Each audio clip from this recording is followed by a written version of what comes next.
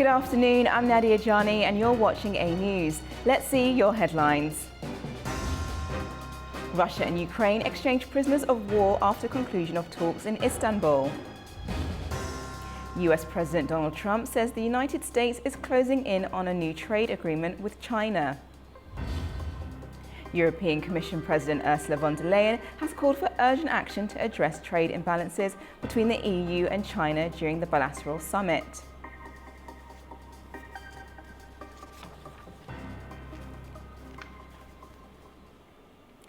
Russia and Ukraine's top delegations met for the third set of talks on Wednesday. The tense diplomacy between the two countries took a new turn in Istanbul. While no ceasefire was reached, both sides agreed on a prisoner swap. At renewed peace talks on Wednesday in Istanbul, Russia and Ukraine agreed on a significant prisoner swap, but made no progress toward a ceasefire. It's despite the opening words from Turkish Foreign Minister Hakan, urging both sides to prioritize a ceasefire and end what he called a bloody war. Delegations led by Russia's Vladimir Medinsky and Ukraine's Rustem Umerov met for the third time at Istanbul's historic Sirigan Palace. They agreed to exchange 1,200 prisoners of war from each side. Russia also confirmed its readiness to return the bodies of 3,000 more fallen Ukrainian soldiers.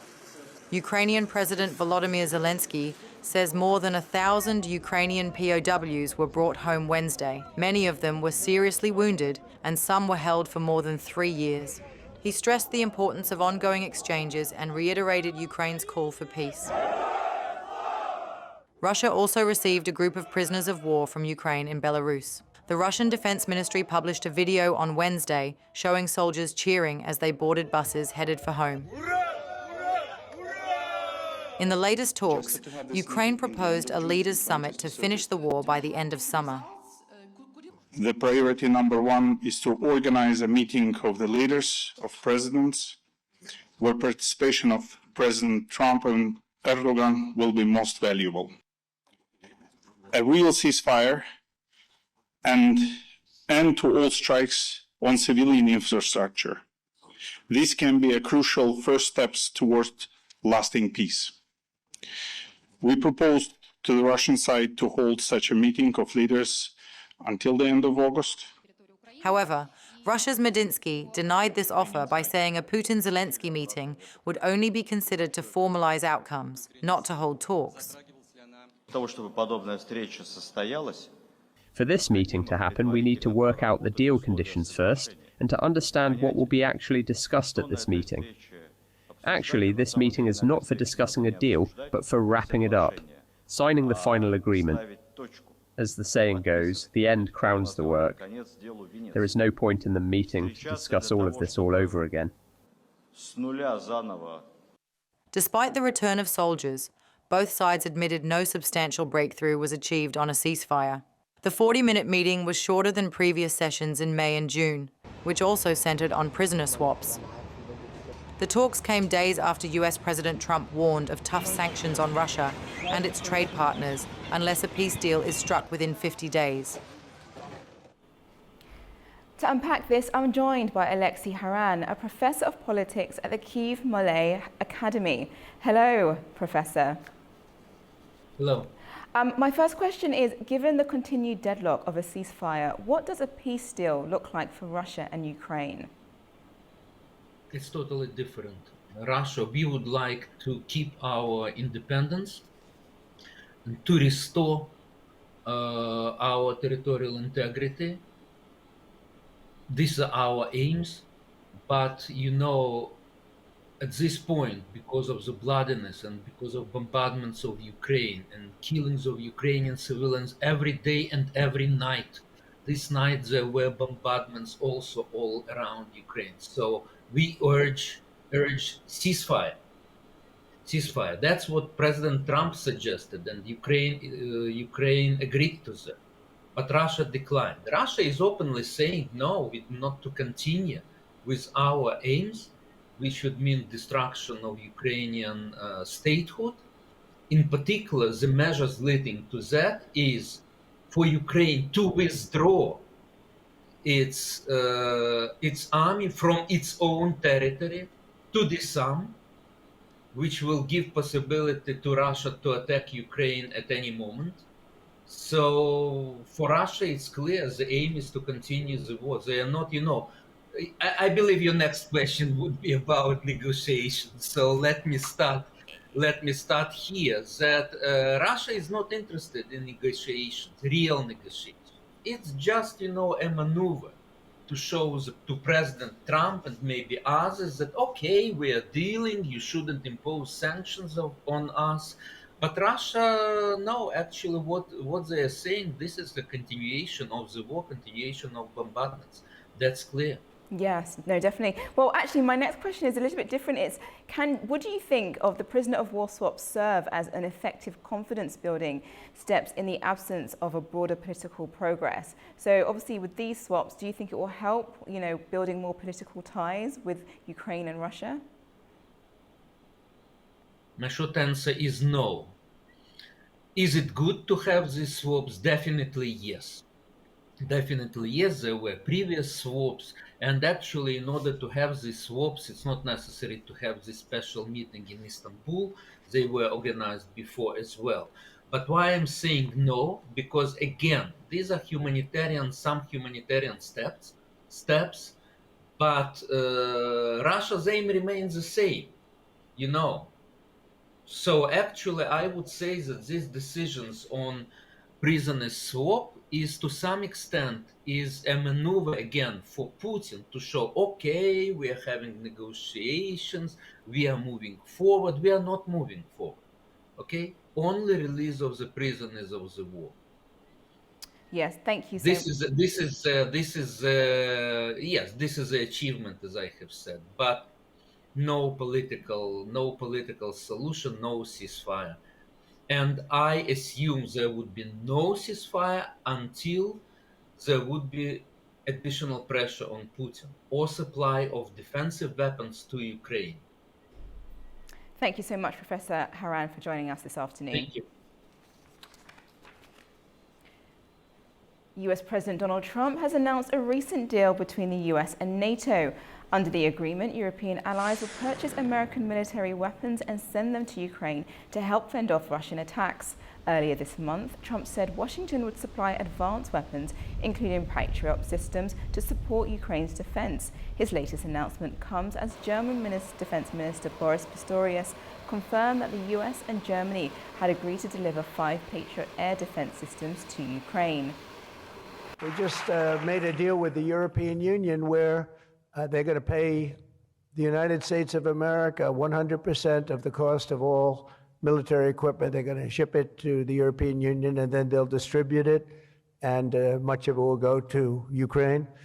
It's been a long time since you've heard those words, because we're in for $350 billion. But now we send it to Europe, and Europe pays. And the United States is closing in on a new trade agreement with China. Speaking at an AI event in Washington, President Donald Trump laid out a strategy that could reshape global trade, emphasizing strategic alliances and tariffs. President Donald Trump confirmed that the US is in the process of completing its deal with China, calling recent agreements with the UK and other Asian countries very good deals for everybody. He made the comments at an artificial intelligence conference in Washington on Wednesday. But President Trump made it clear that other countries should brace for more tariffs. We're in the process of completing our deal with China. Just made some incredible transactions, but we're going to have a very, very simple tariff for some of the countries. There's so many countries you can't negotiate deals with everyone, so we'll have a straight simple tariff of anywhere between 15 and 50%. A couple we have 15 because we haven't been getting along with those countries too well.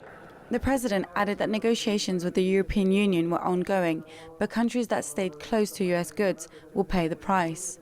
We've offered such a deal to the European Union where we're in serious negotiations, and if they agree to open up the union to American businesses, then we will let them pay a lower tariff. In Beijing, China responded with a familiar message, urging calm and consultation ahead of trade talks between the two countries set to resume next week in Stockholm. 中方一贯主张各方 China always advocates that all sides should tackle economic and trade disputes through equal dialogue and consultation. Without a formal agreement, steep tariffs on both sides could snap back within weeks. For now, the White House says more than 200 countries could fall under the flat tariff system as the US reshapes its trade relationships, deal by deal. President of the European Commission, Ursula von der Leyen, has called for urgent action to address trade imbalances between the EU and China as leaders meet for a one-day summit in Beijing. The summit, marking 50 years of diplomatic ties, comes in the middle of a soaring trade deficit and deviating views on global issues. Chinese President Xi Jinping urged the EU to make what he called correct strategic choices as both sides grapple with tensions over trade, geopolitics and Ukraine. As our cooperation has deepened, so have the imbalances. We have reached an inflection point. Rebalancing our bilateral relation is essential. Because she is sustainable, the relations need to be mutually beneficial. And to achieve this, it is vital for China and Europe to acknowledge our respective concerns and come forward with real solutions. Iran says it had warned a US Navy destroyer to change course in the Gulf of Oman. The radio warning was issued as the US warship attempted to approach waters under Iran's monitoring. US defense officials say the incident had no impact on the destroyer's mission. It comes after US strikes hit Iran's nuclear facilities last month. Washington claims it was part of a weapons program, a claim Tehran denies, insisting its nuclear work is solely for civilian use.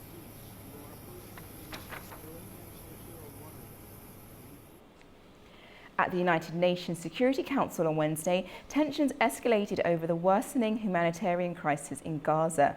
Israel announced new restrictions against UN humanitarian staff, while global envoys voiced urgent concerns about the spiraling violence. The situation inside Gaza, especially for women and children, is more dire than at any other time during this crisis. That's according to Khaled Kiari, the Assistant Secretary General for the Middle East, Asia and the Pacific. He made the comment when he briefed the Security Council on the situation in the Strip on Wednesday. Kiari said that United Nations Relief and Works Agency operations face severe financial shortages. While talks are ongoing, the horrific situation in Gaza continues to deteriorate, with Israeli military operations and hostilities expanding throughout the Strip and the human toll mounting by the hour. This nightmare of historic proportions must end immediately.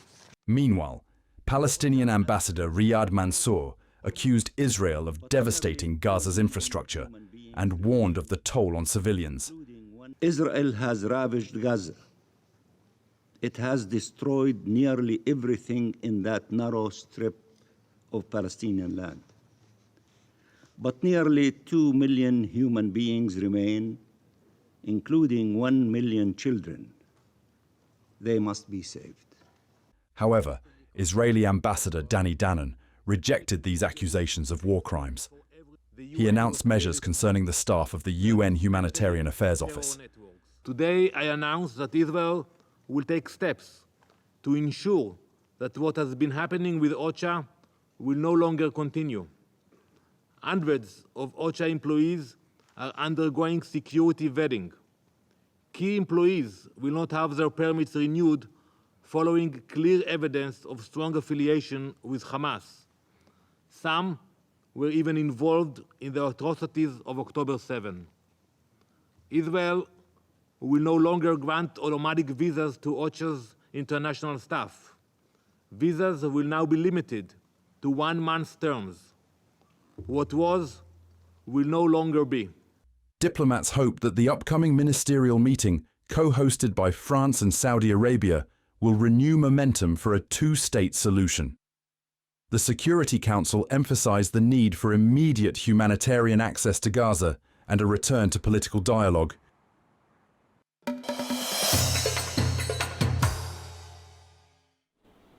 A passenger plane carrying 49 people has crashed near Tinder in Russia's far eastern Amur region, with all on board feared dead, officials say.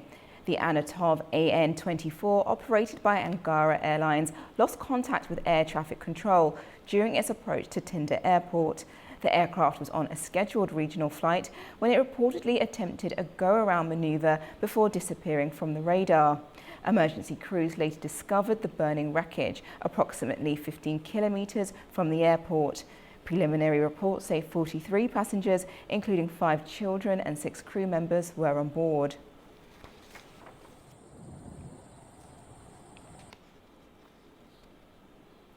Day 2 of the 2025 Defence Industry Fair in Istanbul wrapped up with cutting-edge tech displays, high-level meetings and a great deal of Azerbaijan participation. Our reporter Nurey Mustafa was at the venue and brings us the latest. The IDF 2025 17th International Defense Industry Fair, held in Istanbul, successfully concluded its second day today. With participation from over the 100 countries, the exhibition has become a central hub for the global defense industry.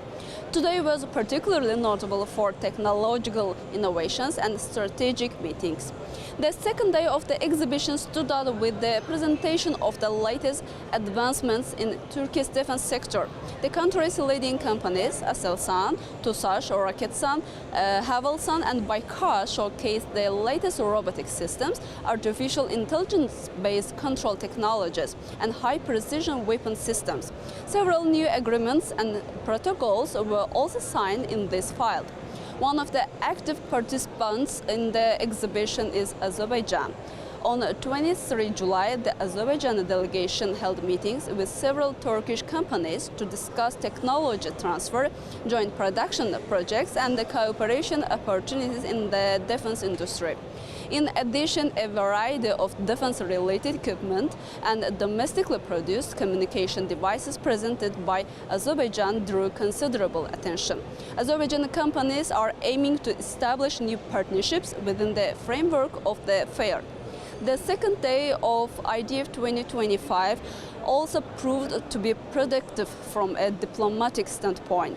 Various meetings were held and cooperation protocols and the letters of intent were signed. These agreements are expected to lay the groundwork for future joint production and technology exchange. According to the organizers, approximately 50,000 visitors attended the exhibition center on the second day. IDF 2025 will continue until 27 July with more technological showcases and strategic agreements anticipated in coming days. Earlier, Turkey and Azerbaijan signed a new military security pact, deepening their strategic alliance. The deal strengthens military cooperation, joint exercises and mutual defense commitments. Joining us now is Yashar Sari, Director of Haydar Aliyev Center for Euro-Asian Studies. Hello. Hello. Hi, my first question is, how does the agreement fit with the broader context of Turkey's defense and strategy and regional ambitions? Actually, Turkey and Azerbaijan already have this strategic cooperation, and they signed the Susha declaration that show that they have very strong, close relation. This is this agreement, the last agreement signed during the still is continuing International Defense Industrial Fair. This agreement is showing that Turkey and Azerbaijan will share the know-how and also have a joint project to increase their security industry in that sense. So Turkey is trying to become one of the leading security industry, trying to create that one. Because, starting from the 1970s until this time, Turkey's share of the security industrial product share is increased from the 20% to 80%. So 80% of all security vehicles, and this is including land, air, and naval vehicles, are produced by the Turkish companies in Turkey. And same things, Turkey realized that this kind of high technological industrial production, Turkey cannot do alone. And that way, Turkey see Azerbaijan as a very close partner. So they want to share this knowledge and also produce together certain military products. Okay, in that sense, then how might that agreement affect NATO's perception of Turkey's role in the South Caucasus? Definitely, let's not forget this South Caucasus independent countries. They became independent after Soviet Union collapse. Until recently, all these countries' industries, security sector is dependent on the Russia, and we can say that at least last 2 decades, Azerbaijan tried to get the security vehicles and other things from the other countries too, European countries, Israel, Turkey, and so on. But this time, the signing the agreement between Turkey and Azerbaijan, having the cooperation and joint production. So that way, Azerbaijan become a kind of partner, not only securing its position in Caucasus, but also its own defense industry that make both countries, Turkey and Azerbaijan, more stronger in that sense. I see. And do you think there are any plans for joint defense production or technology sharing under this agreement? Yeah, actually, already Turkey and Azerbaijan working on the specific project, like the Turkish defense company Baykars and TB2 or Turkish the Aselsan, Havelsan. This is producing on the communication or the radar system.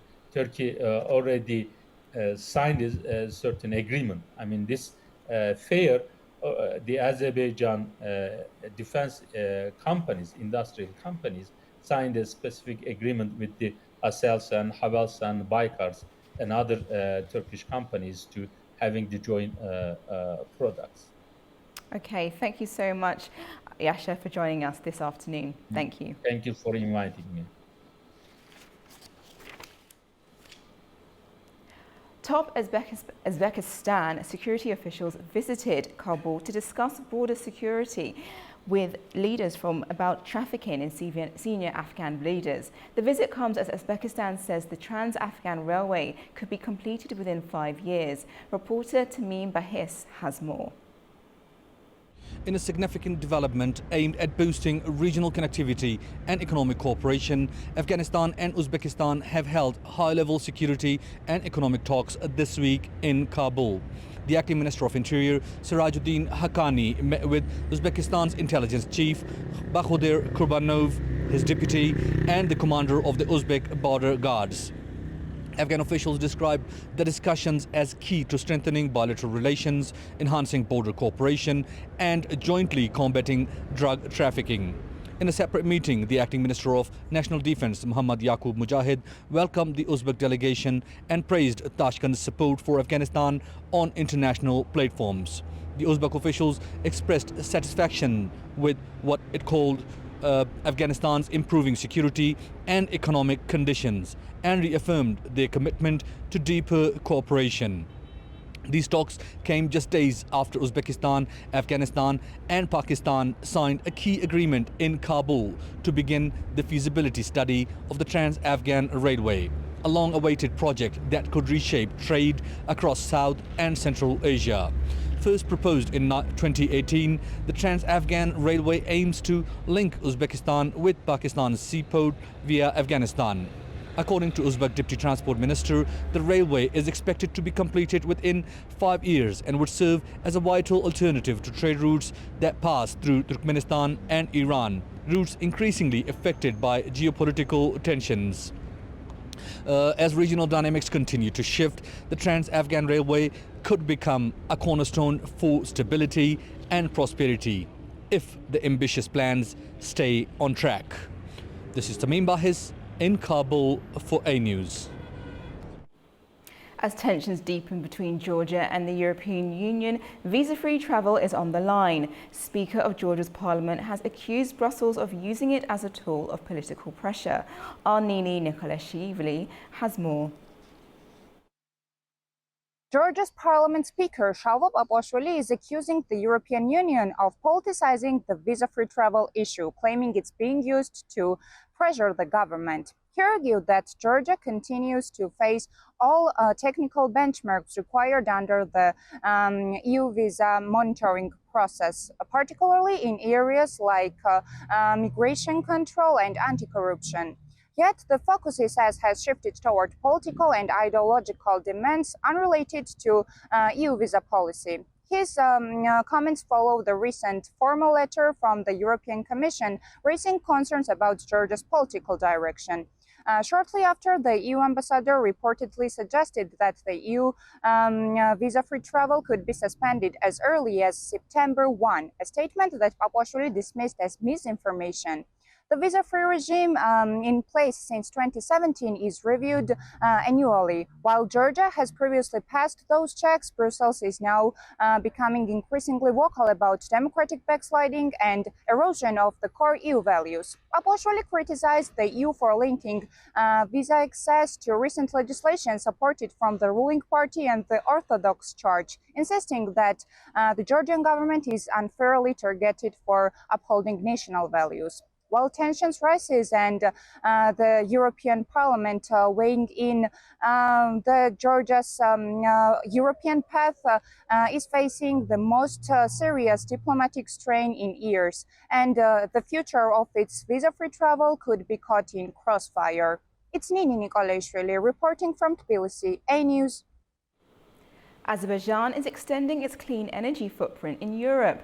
The country state oil fund has acquired a major stake in solar energy portfolio in Italy. The move reflects Azerbaijan's shift towards sustainable global investments and marks a new era in Azerbaijan-Italy energy cooperation.